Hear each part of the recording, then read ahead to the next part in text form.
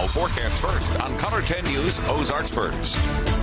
Good evening and thanks for staying up with us. Some good news, all of our winter alerts have been canceled. We still got aerial flood warnings in effect for all of our Missouri counties until tomorrow morning. Right now we've got mostly cloudy skies and it is cold. It's 21 degrees in Springfield, 25 in Branson, 21 in Monette, 19 up in Clinton, and 21 up in Aurora. Through the rest of the overnight hours, temperatures will drop into the upper teens. Clouds will be slow to clear, but it looks like we could get some patchy fog by morning. We've got local storm reports to talk about, those aerial flood warnings. Good news is we do thaw out by Monday, but we've got more rain chances in the 7-day. We'll do that in just a few minutes. KOLR 10 News at 10 starts now. Now, from Ozark's First, you're watching KOLR 10 News at 10. Two Polk County families are without a home tonight after severe weather swept across the Ozarks yesterday. Good evening and thanks for joining us. I'm Jesse Inman. Tonight, you'll see a story of how quick thinking saved the life of a man and his son. Our David Chazanov was in fair play last night and has a follow-up this evening from a family whose home, you can see here, was reduced to rubble. Now, David, obviously the home a total loss, but how did they survive this storm? Well, our KOLR 10 crew met a man with a big family last night, or this morning, who had a close call. When Jesse Chance got the tornado warning alert Friday afternoon, his wife was at work and two of his kids were in school. He and his 5-year-old son took cover in a neighbor's storm shelter.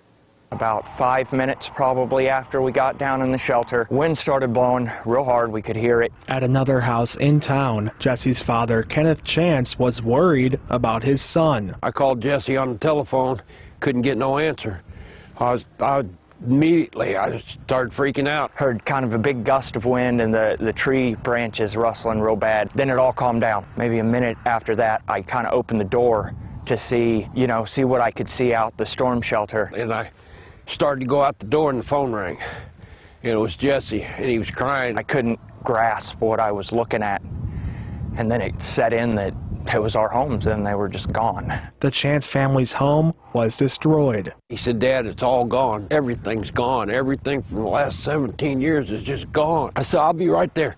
I just handed him the phone to my wife and I shot out here and I got out and Jesse was just standing there with tears in his eyes like this, just looking down at the ground. And I grabbed him by the shoulder and I said, "Son," I said, "your family's okay." A day later, Jesse says that's all that matters to him. I am so thankful that my family's okay and our pets are okay. The rest of it's stuff, it can be replaced, but my family can't. I just thank God that they're okay. If I would have lost my grandson and lost my son, I don't think I could have dealt with it. It would have been too much. Without a home, what's next for Jesse's family? We gotta rebuild. I have my family, I have friends and support system, and we rebuild, we move forward because that's what we have to do. Now, Jesse Chance has advice for those watching at home. When your area receives a tornado warning, take cover immediately. He says it could save your life. And that was certainly the case with his life. Hopefully they can pick up the pieces, David. Thanks. Stratford was also hit by severe weather on Friday, and the community there is working together to repair damage from that storm. We're just church family trying to help. Members of the Harvest Hill Baptist Church in Stratford met this morning to clean up what was left over from yesterday's storms, and that's actually when they realized their pastor's home suffered damages as well, so they helped repair his fence and cleaned up fallen tree limbs. But it's not just this group that's helping out the Stratford community. I think if you were to go through the town, you see people helping out on roofs and just putting tarps up, and that started about 8 o'clock this morning, which is good to see. And last night after the storm came through, several neighbors and I were out just walking the streets, make sure everybody's okay. So we just take care of one another. And just as people across the Ozarks are recovering from yesterday's storms, others are now dealing with slick conditions in snow. You can see some of that falling here in this video. 1.5 inches of snow fell in Springfield today. And while most people were keeping warm inside, I know we were, one man was out braving the cold. Jonathan Stratman, he commutes everywhere on his bike, including when it's snowing, and he shared some tips for staying warm. You can get these things for like $3. They're called buffs. I use one to cover my ears, and then I pop it up to keep it as a scarf, And then I have another one to keep my neck warm. That's my main thing, is keeping my my breath warm, and then gloves. And after that, when I'm bike riding, I usually heat up pretty fast. I worry less about the ice this time around and more about other vehicles on the road. I feel like I can get out of the way and stop way faster than they can. I feel like they're more likely to get stuck and to cooler behave sporadically. And of course, we'll check back in with Beth here in just a few minutes to see when things will start to thaw out. Now, parts of I-44 eastbound in Laclede County were closed this afternoon as multiple semis were wiped out and had to be removed from the roadway. The accident was reported around 3:45 this afternoon, and the road closure past exit 123 County Road near mile marker 123.8 was expected to last about 2.5 hours. Also around the Ozarks tonight, the Aurora Rural Fire Protection District is reminding people that seat belts do in fact save lives. On Friday, its crews responded to a 3-vehicle accident on Highway 39 in Aurora. That wreck involved 2 commercial vehicles and an F-150 that you're seeing there just mangled. The people inside the truck were trapped and had to be cut out of the vehicle, but thankfully they only suffered minor injuries. And there was a child in the back of that F-150. She was properly installed in a properly installed booster seat and suffered no injuries. Now, Aurora Rural Fire Protection District says that it cannot stress enough the importance of car seats and booster seats. Also making news tonight, a major change is coming to what has been deemed Branson's first show. One of the best-known characters on stage has now been removed. Our Crystal Blair tells us the Mabes of the famous Bald Knobbers are the talk of the town right now after the show manager Brandon Mabe fired his father Tim, who plays the part of one of the show's most popular characters. Tim Mabe, known on stage as Droopy Drawers, the funny character with a signature missing tooth grin, has been performing with the Bald Knobbers family for 35 years. But on Wednesday, in a Facebook post, he revealed that he was fired by his son Brandon.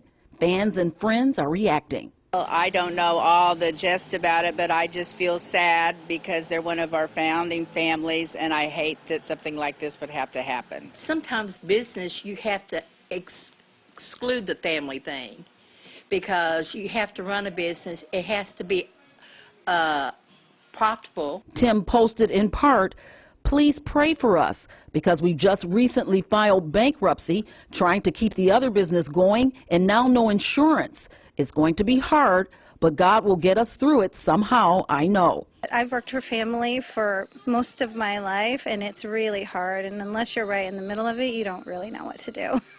Patty May, Brandon's mother, also shared a Facebook post.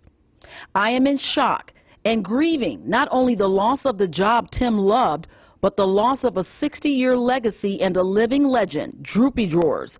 Mostly, we are grieving the loss of our son, family, and loyalty." In a response post from Brandon, he said he loves his dad and says his father has been a hero almost all of his entire life.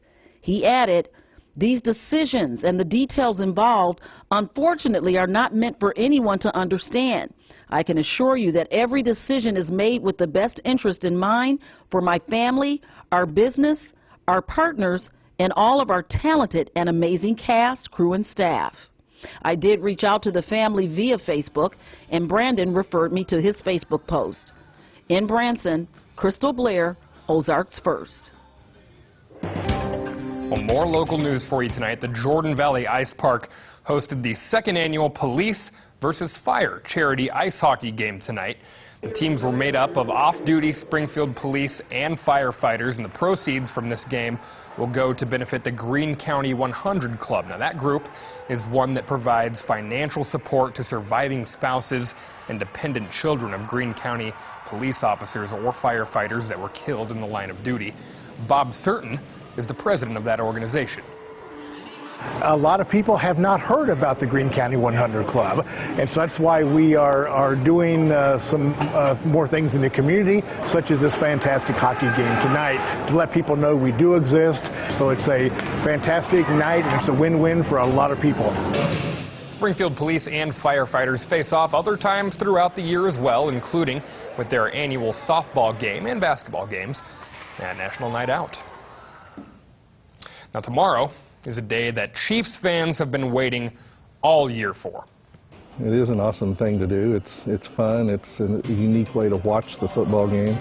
Coming up next, we're going to get a look at what any Chiefs fan would consider to be a dream job. Don't go anywhere.